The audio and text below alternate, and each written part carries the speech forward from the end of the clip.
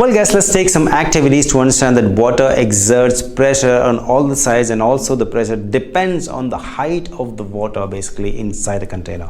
All right, or above it basically we can say. Now look at this. I can see this setup is very simple. I do have a jug here which contains water. I can see this guy contains water. This is my cylindrical tube, and this thing basically here is nothing but a rubber sheet.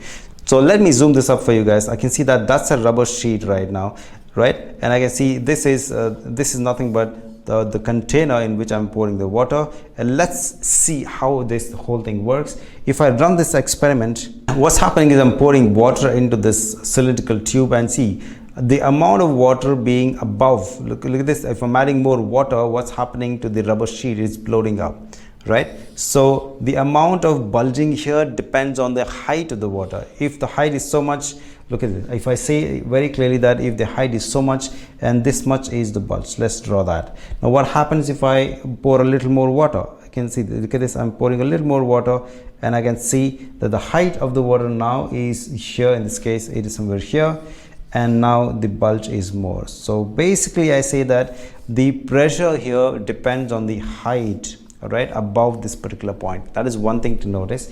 The second thing is very interesting, guys.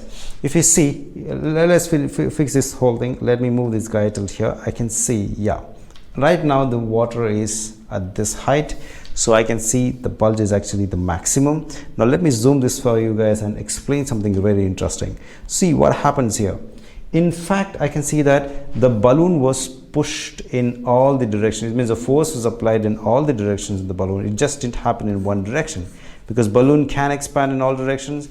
The water actually exerted pressure in all the directions. So what are the two things we understand from this activity?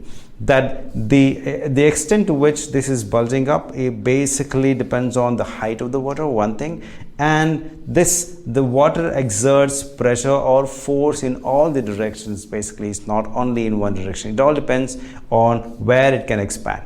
That's about it. Here it is not expanding because this is a solid material, it cannot break up, but this is a stretchable material, so we can see that liquids basically exert pressure in all the directions. Beautiful, guys.